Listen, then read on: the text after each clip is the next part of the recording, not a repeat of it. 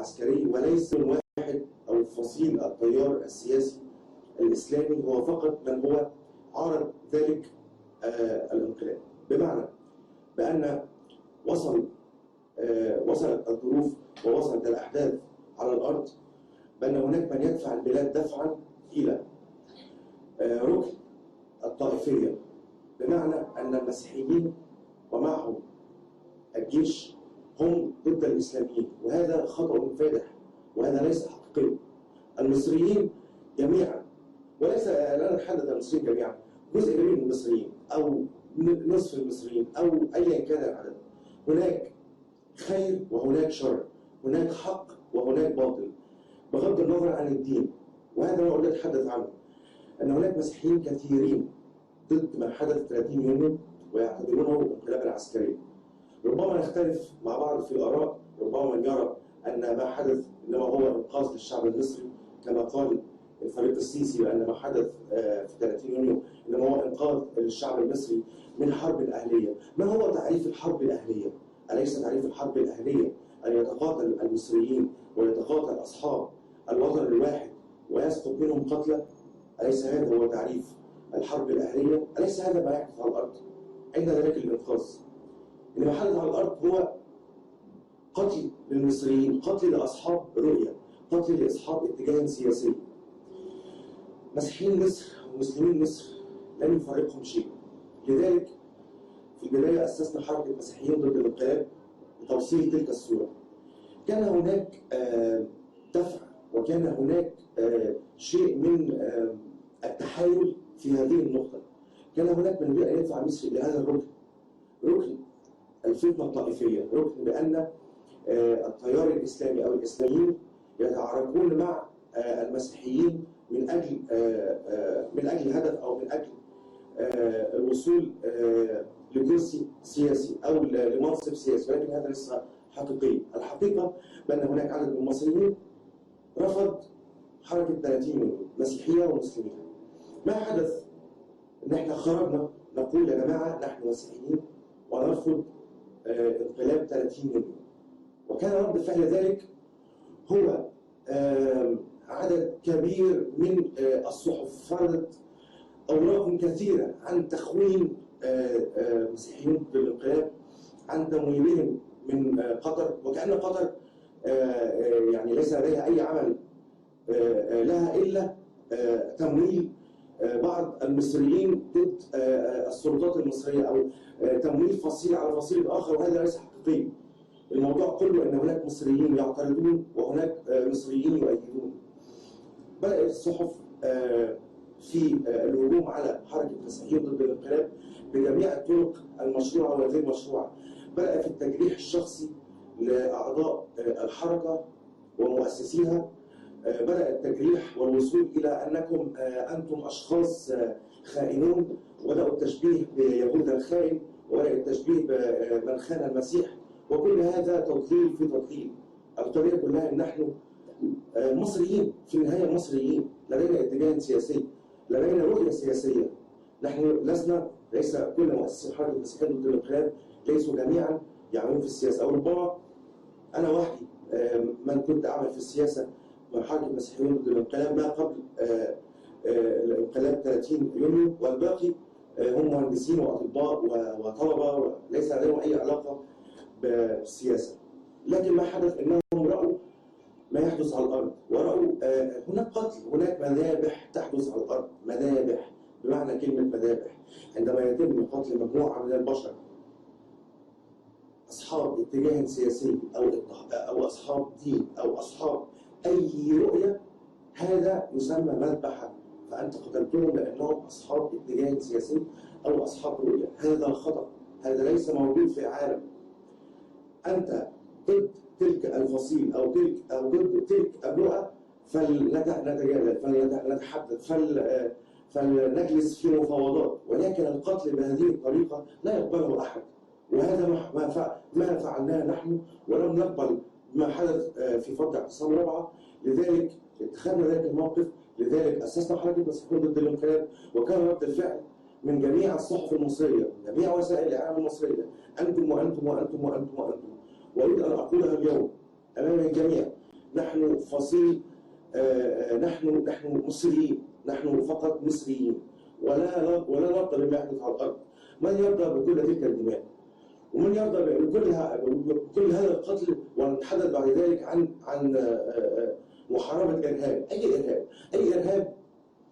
بالتالي الذي تتحدثوا عنه في قتل سيدة عجوز فوق ال 60 سنة. أي إرهاب نتحدث عنه في قتل أطفال صغيرين وشباب صغيرين. كان ذلك، إضافة إلى ذلك كان هناك من يدفع مصر إلى ركنة طائفية، بمعنى مسيحيين ومسلمين، ومن يدفع ثمن هذه الاتجاهات هم المسيحيين والمسلمين الفقراء الذين يسكنون النجوع ويسكنون القرى الصغيرة. هؤلاء المصريين الوسطاء هم الذين يدفعون ثمن تلك المؤامرات. عندما خرج المسيحيون ضد الانقلاب أعدنا إلى الشارع استقرار، أعدنا إلى الشارع التوازن السياسي، بأن الموضوع سياسي وليس ديني. الموضوع سياسي وليس ديني. دعوني أخرجها مرة أخرى. لذلك خرج من خرج ضدنا، وخرج من خرج يهتف ويتحدث عن التمويل الشاطر لنا من داخل محبسه. والله حاجات، يعني حاجات ساذجه ومضحكه في نفس الوقت. لذلك نحن كمسيحيين ضد الانقلاب مستمرين في ذلك، مستمرين في النضال، مستمرين في رؤيتنا. هناك امر اخر اريد التحدث عنه، وهو فض او حل جماعه الاخوان المسلمين. هناك من يتخيل ان جماعه الاخوان المسلمين او اي تيار او اي تيار سياسي صاحب رؤيه، هذا التيار وهذه الفئه ممكن انهاؤها او ابادتها. هذا خطأ، فان الافكار السياسيه لا تنتهي بمقتل صاحبها ولا تنتهي بمقتل البشر. الفكره لا تموت الا بفكره مثلها، او فكره تعادلها، او فكره تغير من اصل تلك الفكره. عندما خرج في البدايه العلماء ليقولوا ان الارض تدور حول الشمس وتدور حول نفسها، هذه كانت فكره. هناك الفكره من قبلها بان الشمس هي التي تدور حول الارض. لم يبقى الفكره الا فكره مثلها. ما اريد ان اقول بان جماعه الاخوان المسلمين هي ليست فرد وليست شخص بقتلها سقط الفكره، انما هي ناس أصحاب رؤية وناس أصحاب أفكار. من المستحيل لا تحضرها ولا مستحيل تنتهي من هذه الجماعة إلا بأفكار مثلها. إذا فحل جماعة الإخوان المسلمين أو حظرها بتلك الطريقة، ذلك الحظر القضائي، لن يؤثر في فكر الجماعة، لأنها جماعة أصحاب فكرة. فلنعود بالذاكرة قليلا لجماعة الأمة القبطية. تلك الجماعة التي أسسها أحد المسيحيين، وكانت تلك الفترة تأثير أصحاب جماعة الأمة القبطية، وكان تأثير من حسن البنا. تأثر صاحب ومؤسس الأمة القبطية بالشيخ حسن البنا كثيرا، حتى إنه بدأ في تكوين جماعة الأمة القبطية. وجماعة الأمة القبطية بعد ذلك اختطفت البابا يؤنس، وتم الحكم على أصحاب ذلك الاختطاف وسجنوا جميعا. ولكن أريد التحدث عن فكرة. القضية ليست قضية أنك من الممكن أن تحظر جماعة أو تحظر فكر بحكم قضائي، ذلك ليس موجود. الأفكار لا تحبس، الأفكار لا تعتقل، الأفكار لا تنتهي إلا بأفكار مثلها، أو فكر معادي لها، أو فكر يطورها، وبهذه ممكن أن تنتقل من هذه الفكرة إلى هذه الفكرة.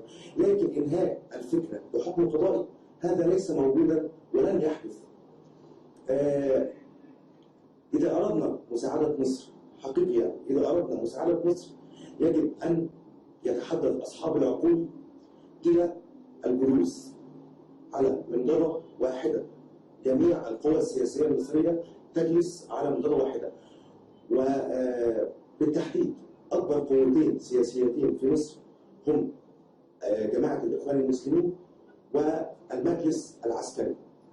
إذا أردنا حل لهذه البلد يجب أن يجلس الطرفين، يجلس الإخوان المسلمين ويجلس المجلس العسكري على منضدة واحدة ويتفاوضوا على ما سيحدث في مصر.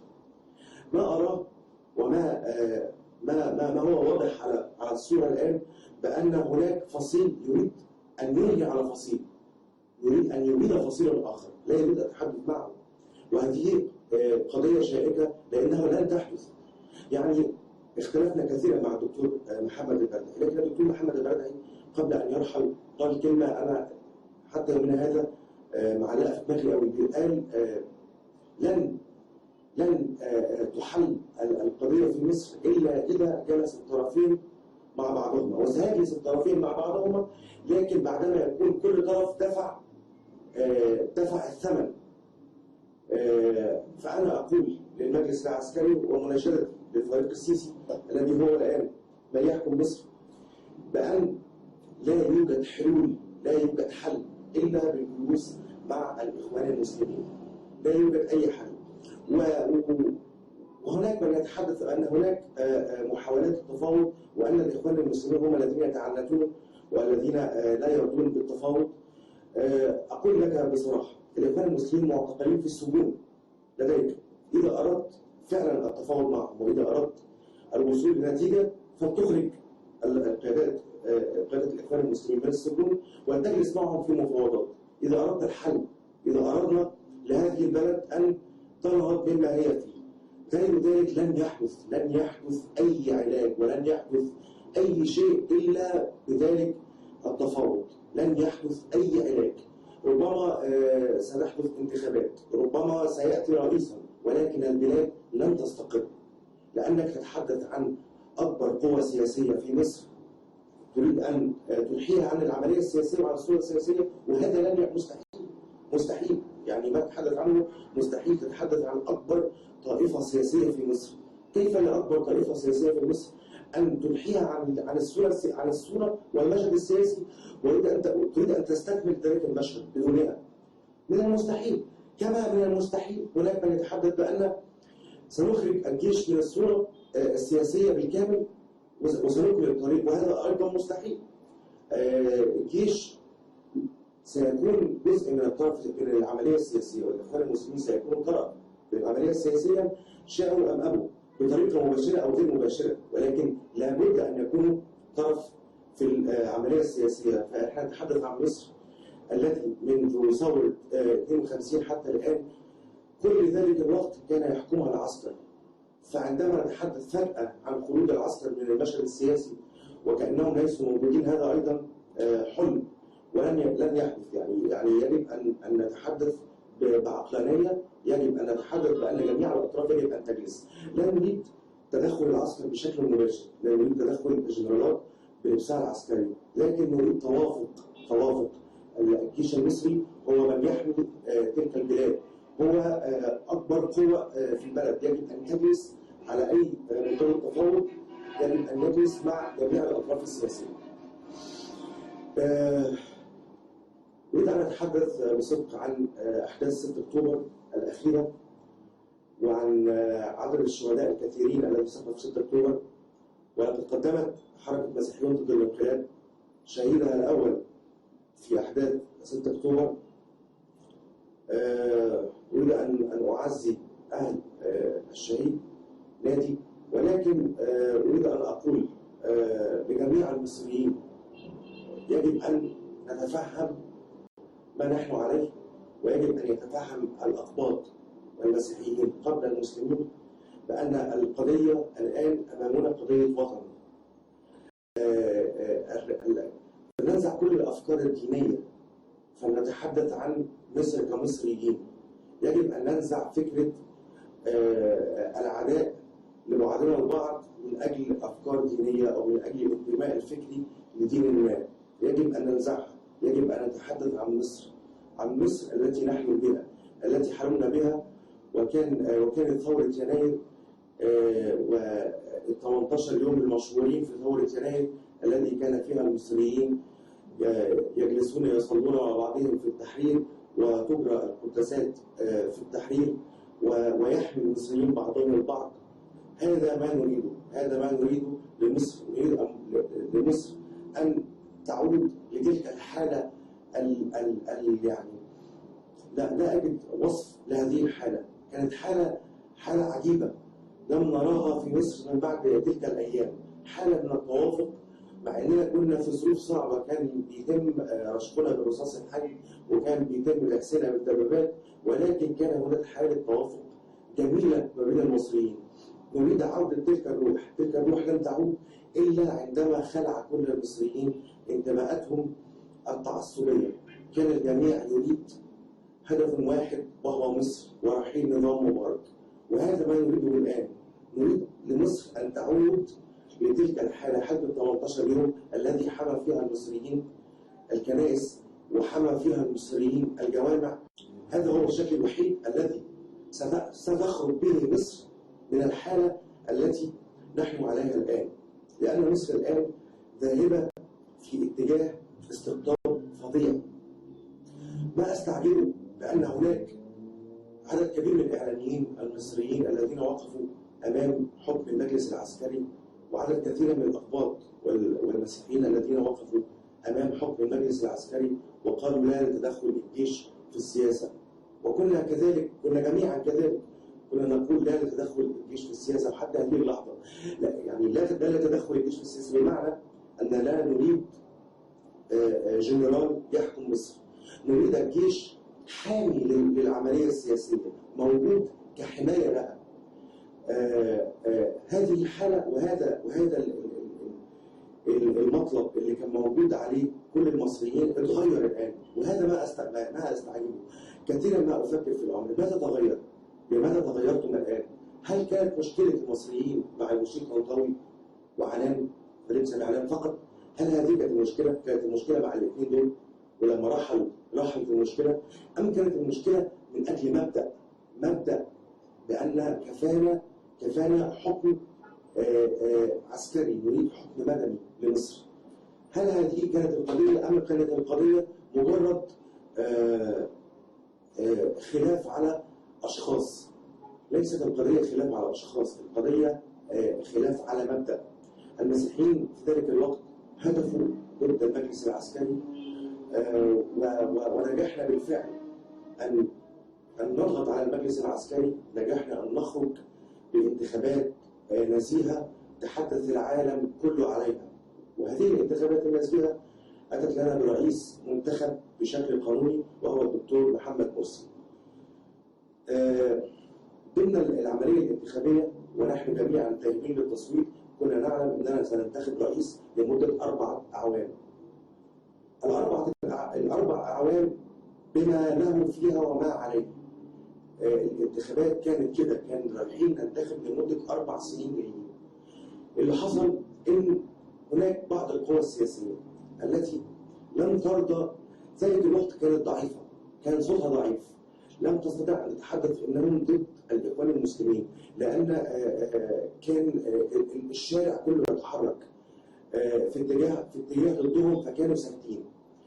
اللي حصل كالآتي، أن هم رضوا بتلك الانتخابات على مضض، ولكنهم ظلوا هادئين يعملون في صمت، يعملون ضد ذلك الرئيس المنتخب. وبدأت العملية تتصاعد. كانوا بيعملوا على كذا اتجاه اقتصادي، حتى بأن بعض رجال الأعمال ظهر في بعض البرامج قال بالنص: لقد كنت في الغردقة وقابلني أحد الكتاب قال لي لا تفتتح مشاريع جديدة حتى لا تساعد الإخوان المسلمين. فرد عليه قال: أنا لا أساعد الإخوان، أنا أريد افتتاح مشاريع جديدة لي اقتصادية لي. قال: لا، افتتاح مشاريع جديدة معناها أنك ستعين وسيتم تشغيل عدد من المصريين، وهذه بطريقة غير مباشرة مساعدة للإخوان المسلمين. إذا فنرى الصورة كيف كانت. هناك بعض القوى التي لعبت تلك اللعبة. المعارضة الناعمة، بكذا شكل الإعلامي، بشكل تشويه واستهزاء بذلك النظام على طول الطريق، شكل اقتصادي بصناعة أزمات بترولية وكهرباء وصناعة أزمات في الشارع المصري حتى يتم تشويه ذلك الرئيس وإسقاطه. وهذا ما حدث. ظلوا عام كامل في تلك المعارضة الناعمة، تشويه من جهة وتكسير في أجنحة المجلس المنتخب من جهة أخرى، حتى وصل الشعب المصري لحالة كره لذلك النظام، وكأنه يعني أصبح الناس يريدون رحيل الإخوان. بعض الناس، حتى عن كل الناس، لكن وصل بعض من الشعب المصري يريد رحيل الإخوان، يأتي من يأتي إن شاء الله يموتوا من جوع، لكن الإخوان المسلمين لا.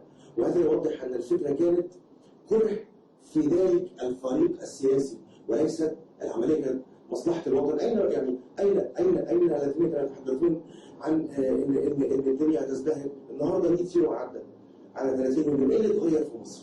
يعني خلونا نفكر إيه اللي اتغير. أنا عايز أقول ولا أدافع عن أحد، يعني يعلم الله، لا أدافع عن أحد، لكن الرئيس مرسي هو أول رئيس في تاريخ مصر جاب نائب رئيس ليه مسيحي.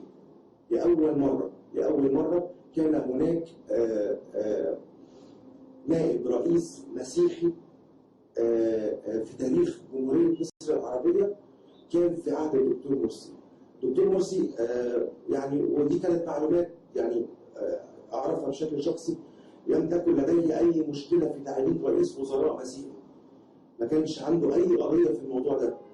هناك بعض القوى السياسية التي ظهرت في ذلك الوقت ضاغطة عليه بأن لا يقبل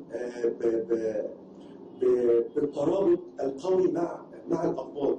يعني أنا مش عايز أتحدث بالشفرة، لكن هناك بعض القوى التي موجودة الآن والتي تتحدث الآن عن أن الحياة جميلة وأن المسيحيين إخواتنا. ذلك الوقت قالوا للرئيس مرسي لا تذهب للعيد، لا تذهب للتعيد عليهم، لا لا لا لا لا، جعلوا هناك سد ما بين الرئيس مرسي وبعض المسيحيين، مع أن الراجل لم تكن لديه أي مشكلة في ذلك الصمت. لذلك كان على بعض القوى السياسية في مصر أن تدفع ثمن ذلك. وأتحدث عن حزب النور بالأخص. حزب النور كان من أكثر الأحزاب التي ضغطت على الرئيس مرسي وجعلته يذهب في تيار المعاكس، وأنا كنت حذرت من ده بأكثر من شكل وأكثر من طريقة، حتى إنني في بعض الأوقات كتبت مقالة اسمها لا إخوان تجارات، حين تحدث البعض بأن ذلك غضب من عند ربنا، وكان هذا يعني عن بعض الأحزاب السياسية بدون ذكر الاسم. ولكن حزب النور ذلك الوقت ظهر فجأة مع الرئيس مرسي وظهر فجأة عكس الرئيس مرسي، فلم نعلم في أي اتجاه يلعب ولا في أي طريق يسير. لذلك أقولها بصدق وأقولها من قلب، مصر لن تعود إلى المصريين إلا إذا خلعنا كل أفكار التطرف وكل الأفكار التعصبية من داخلنا، ونتحدث عن مصر فقط. مصر نريد مصر للمصريين بدون أي تعصب وأي طائفة. شكرا. معكم رامي جان، كاتب الصحفي رامي جان ومؤسس حركة مسيحيين ضد الانقلاب.